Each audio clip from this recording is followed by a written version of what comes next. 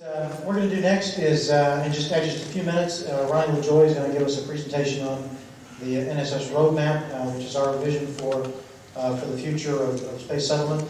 And while we're getting ready for that, I want to just tell you a little bit about myself as the new executive director, and a little bit about some of the things we're doing at NSS headquarters. And then, of course, on Monday morning, we'll have an NSS town hall. We'll have an opportunity for everyone to ask a lot of questions and provide feedback and comments, criticism, shoot arrows, whatever you want to do to provide more input and feedback for what we're doing as at the staff level and also at the board level. So I certainly hope you'll avail yourself of the opportunity to attend that session. But just a little bit about myself. I've been an NSS member actually since when I was in college. I had an interest in space exploration early on, and manifested itself in my support for NSS early on. I worked for NASA down at the Johnson Space Center. I was a co-op student at NASA. Then had a chance to work up at NASA headquarters. I eventually moved to Capitol Hill, that place where it is indeed difficult to find intelligent life. But I made the best effort that we could. And then I went to work back in the space industry, and then back on the Hill, and now about 6 months ago assumed the executive director role at NSS. Clearly, we face significant challenges right now. Not only the environment that we find ourselves in after the tragic loss of Columbia, but just in general in our challenges with moving forward and opening the space frontier. We have challenges in the policy arena. We have challenges in the technical arena, challenges in the political arena, and public awareness. In every aspect you can imagine, we've got our work cut out for us. So my vision for NSS is for NSS to become one of the premier players in the policy process and to ensure that we have a major voice in that process. My political background will bring to bear in that process, and uniquely we're the only space advocacy organization with a Washington office, and so we want to take advantage of that opportunity. Now, in addition to that, I think it's very important that we take advantage of the expertise and energy and interest of all of our membership base, and we provide opportunities for projects that enable us to move our mission forward and provide opportunities for people to get involved, get hands-on opportunities to do that. And so we're trying to find exciting ways that we can reinvigorate that area of NSS and ensure that there's opportunities for people to get individually involved that want to. And finally, part of that as well is connecting the NSS community together, connecting us together in an online community in ways that we haven't done before, and finding ways for chapters to recruit new people and find ways to connect folks together. And in the town hall session on Monday, I'll talk a little bit more about some of the things we're doing in that area, and you'll see more and more of that emerge. So that's kind of the three areas that I think are very, very important for NSS to focus on. One is our policy focus. Two is finding areas of projects that make sense for us to work on and working aggressively towards that.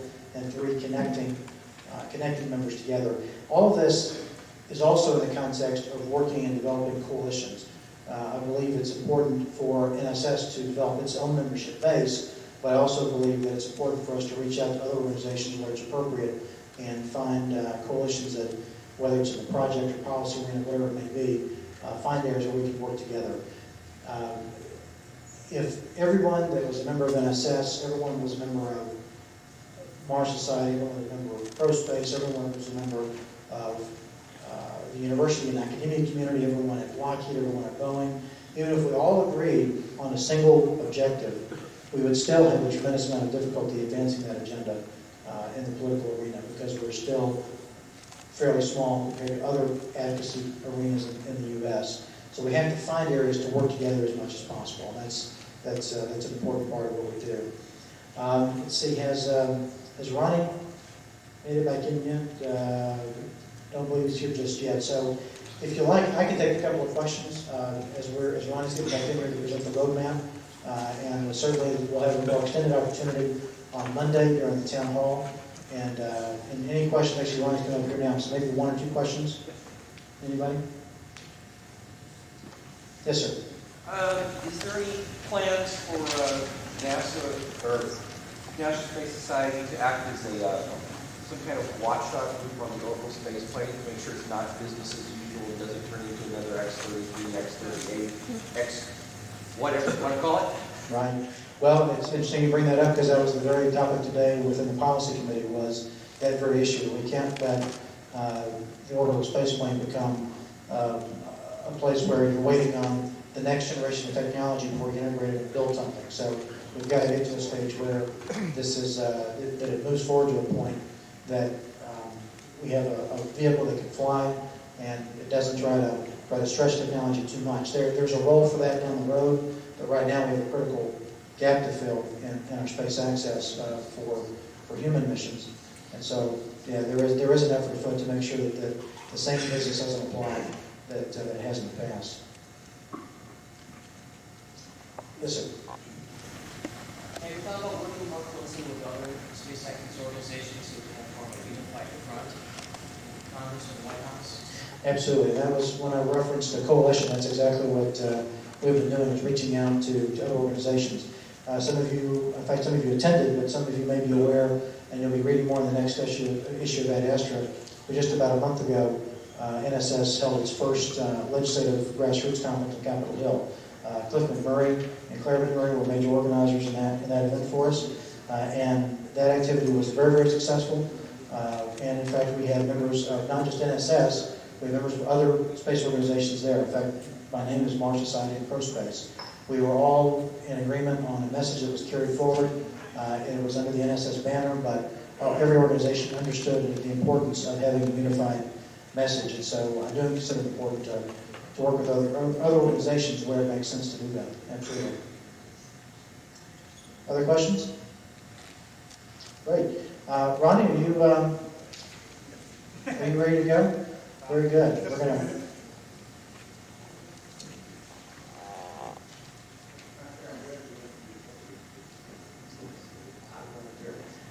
Ronnie LaJoy, many of you know, he's a longtime activist within NSS and a longtime leader. And so he's going to provide us an update on the NSS roadmap. And as soon as we get this hooked up, we'll get started with this. Give you an overview of the NSS roadmap of space settlement and I think this is PowerPoint. Much better. There we go.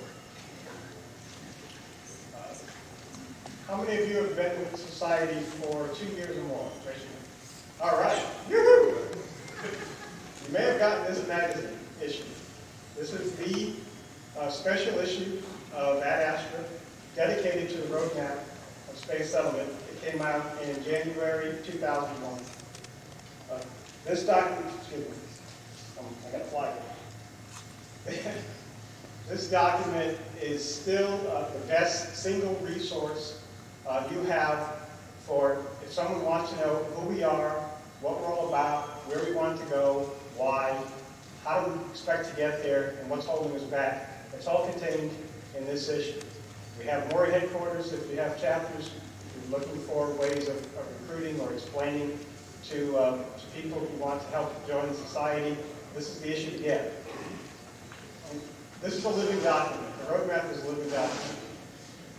However, it's not a map, and there's no roads on it, but all roads lead to space, right? So what is the roadmap? Well, really the roadmap is there's three components to it. By the way, if you don't have this issue, they're outside. I have some outside when you leave. Hopefully when you register today, and if not, you'll have 3 handouts, 2 double-sided handouts. These are updates to the roadmap. These were blessed by the board of directors at the last ISDC. Again, this is a living document. There's 3 components to it. There's the NSS statement of philosophy that explains who we are, what we're about, why we want to go there, and what we stand for. The next one is the milestones. This right now is our closest thing we have to a roadmap. It's the politically correct form. It has no arrows on it. It's how we're going to get there. Right? And I'll explain why there's no arrows on it. And then what's holding us back are the barriers to space settlement. Well, what is our vision? People living and working in thriving communities beyond the Earth. Not 2 people babysitting the space station, but millions of people in giant space cities millions of people building their own worlds on planets where there may not be an atmosphere, just build your own. Going to places where there may be an atmosphere, you may tailor it, such as Mars. Lots of people everywhere. That's our vision. That's a big vision. Well, who are we? Who are we to say something like that? And we're the National Space Society. And what is our purpose in this grand scheme of things? Can we ourselves build space cities? Well, maybe some of our members can, but as a society, we're the bringers of this vision. We're the bringers of this message. Our mission is to promote all the social, economic, technological, and political change that's necessary to advance the day when lots of people, millions of people, will live and work in outer space. But why do we think this? Why do we think it's necessary to go to space? Our lives depend on it. The life of all life on this planet, not just humans, but the other things we share this planet with, and that we're increasingly encroaching on, their habitat. There is lots of space. As they say in The Hitchhiker's Guide to the Galaxy, space is big. Well, it's tremendously big. It's incredibly big. It's unfathomably big, and I think your last speaker just talked about that. There's plenty of places to go once we have the technology and the means and the will to go. As Bob Zubrin can a lot more eloquently say than I can, we need new frontiers. Civilizations without frontiers die. They eventually die physically, but long before that, they die emotionally, they die, their spirit leaves them. So we have to go, just for the sake of our sanity as a species. There is lots of stuff out there. There's lots of empty space out there, but there's lots of other things out there too. The sun is huge. It's incredibly huge. The sun could swallow the entire solar system of rocky bodies and wouldn't notice it. It's incredible. Jupiter could swallow the Earth and not notice it. There's a lot of material out there. Once we learn how to harness all that raw material, harness the energy of the sun a lot better than we're doing today, we can improve the standards of living not only on Earth, but off Earth, provide economic opportunities for everyone on this planet and beyond, and develop. The last one here, technology development, to me, this has to do with, if necessary, providing a safe place to test things that we'd rather not test on this planet. And we want to go because we want to know what's out there. That's what separates us in general from most of the other life forms on this planet. Well, what do we stand for? Who are we? Okay. We're about settlement. This is what separates the National Space Society from other space groups. We're about settlement. Our ultimate goal is lots of people living and working in outer space. Well, there's two criteria we place before that: human rights and ethics. We will not support or endorse Mars mafias or lunar leper colonies. All right? But other than that, that's what this last bullet addresses, pragmatism. Basically what we say is, we don't care. We don't care about the rest of it. As long as you treat people fairly and you conduct your business ethically, just get us out there. All right? The rest of it is one tier lower. These are more ideological. Again, pragmatism rules. Right? As long as they treat people ethically and humanely, let's go for it. But these are the other types of belief system that we feel the members of the National Space Society have. I'll just quickly name them. But you have the documents, if not, they're out there.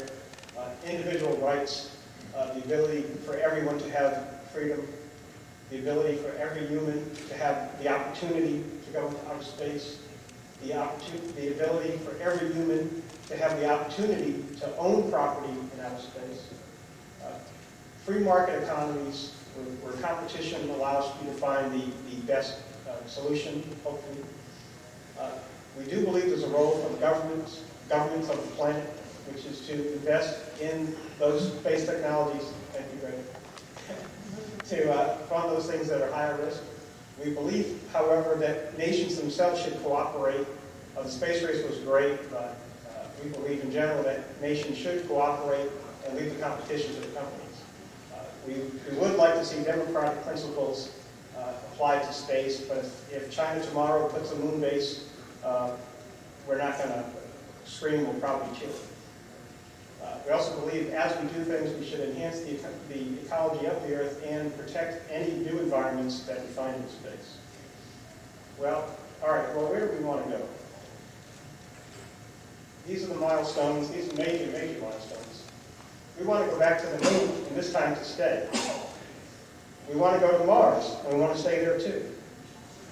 We want to go to the asteroids, and we want to rip at least some of them apart and build big space habitats, unless the asteroid people can work. We want to go beyond, way beyond, to the stars and beyond. If you took every person on this planet, 5 billion plus, and sent each one in a different direction, one to every star in this galaxy, we'd still run out of people before we ran out of stars.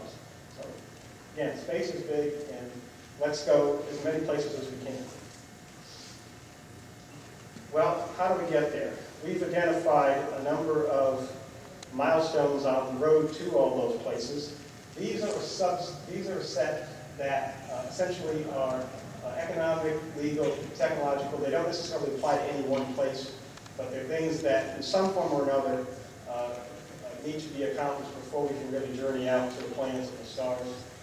The ability for the commercial launch industry to survive on commercial business, payloads and people, lots of people, a legal system that protects those property rights, some form of economic incentive to steer those billions of dollars that we know are out there, to steer them our way instead of some other way. We need technology to live off the land. We can't keep coming home, especially when we get out to Mars and beyond. We need the power systems. We don't have an extension cord long enough to reach from Mars. So we have to build those big megawatt and gigawatt power systems. And then we need the ability to harvest those materials and convert them into things that we can use. For the moon, we need to confirm if there's really ice there. What we know for sure is there's a hydrogen signature. So that's our number one milestone, and that hopefully we can do fairly soon, is to confirm if there's actually ice or some form of water that we can utilize there. We will build some type of facility. We will go there with a few people, and we'll keep adding people until we can finally settle the moon. Similar from Mars. One of the key things in our society is mission goal for settlement. What that really means is we want the people who go there, the initial people who go there are going to be government funded. We want them to realize why we're going there is not just to kick over a couple of rocks and plant a flag. It's because we're going to eventually settle the planet. And to make sure that as we explore the moon, we're going to be doing that with that in mind. The rest of these I'll let you read. We're eventually going to settle Mars. To the asteroids, again, obviously been some robots have already done that, had a very successful landing on one. We're going to find ways to protect ourselves from those few asteroids and comets that are heading our way, and we're going to utilize some of them as well. We'll send people, and eventually we'll settle those as well. Well, what's stopping us? There's 15 major barriers that we've identified that stopping us from doing these. There's the green ones there are primarily financial barriers. The red ones have to do with launch vehicles. We can't afford to get off this planet, and if you could get to space for $1 tomorrow, if you solve that first barrier, but the reliability was so low that you had a 50% chance of dying, would you go? For $1, would you go? So it's obviously, there's more than one barrier at stake here when we talk launch vehicles. There's legal barriers in terms of treaties that will affect space settlement and property and ownership, especially of anything off this planet. There are U.S., there's probably similar things, but in this country, there's a national space policy that basically doesn't exist anymore, that we have a chance to rewrite. Right now, it's a barrier as written. There are, you've noticed passenger restrictions. Unfortunately, our wonderful NASA made a great fuss about the first space tourist. That's pretty ridiculous, but that's something we have to fix. And all of that's leading to this big purple one called lack of public interest, which we have direct capability of changing around. The barriers we have control, we have the ability to help take those barriers down. And more. Again, read the document. What we're going to talk about tomorrow, we have a 40-minute session on the roadmap, and we're going to really focus on the barriers themselves, on the progress we've made on taking those down, we as a society and we as NSS. There is also a document outside, it's a 7-page document. It's a guide for breaking down the barriers to space settlement. This is for those individuals and groups. You don't have to be a member of the chapter. It depends if the chapter wants to band together to focus on a barrier. The Huntsville chapter is doing that for space transportation. We have currently 4 working groups, I guess Chris Pencraft is here, established. And so come tomorrow. What's that time session, Greg? 10? Check your program. Yeah, check your program. It's called, thank you. Sorry about that, it's late. But it's the roadmap status, and again, we're going to focus on this part. You've already had the overview now, and so if you have a chance to read this information before, that would be great. And any questions? Party on, dude. Thank you.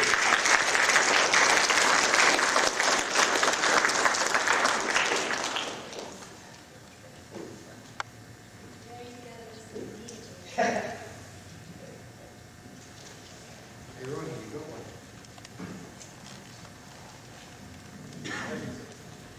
one. I have been asked to let everybody know that there was a mistake on the programming grid for Sunday, which I'm going to try to get a new one to print out and put on the registration table Sunday morning. The Colony Fund, where are you guys? You guys here? Hi! It's 10 a.m. Sunday, right? I've talked to these guys. It sounds like a really cool concept, so you really should try and stop by and see what they're all about. It sounds really awesome. And I told them I would tell you guys that so that you would show up at 10 a.m. on Sunday. So we really don't have a whole lot more except to say we've got a really good program running. And hello. Where at 10 a.m.? Oh, it's in the same time slot. I think you guys are in 2. Yeah. It's in my mind anyway, and I did the grid. It's the far room is ballroom 1. This next one here is ballroom 2. This is ballroom 3. That's ballroom 4. There's little signs outside each door that'll indicate what's going on inside there. At least that's my plan. If I get up early enough tomorrow morning to make them. I want to thank you all for showing up tonight. I hope you enjoyed Jill Tarter and Brian Chase and Roni LaJoy. Thank you, Roni. Thank you, Brian. I'm going to let you all go now. I heard that was a good idea, so it's a little bit short. Oh, hello. It's a little bit short, but we're going to have a long day tomorrow with the banquets, and the programming starts tomorrow at 8 o'clock. On Sunday it starts at 9. But tomorrow we have a special presentation by Dave Well, right? Arthur? Right? Arthur? Yeah. I just want to make sure I haven't lost it again. So please come back. It'll be in this room. We'll see you tomorrow morning. Thank you very much. We hope you enjoy the weekend.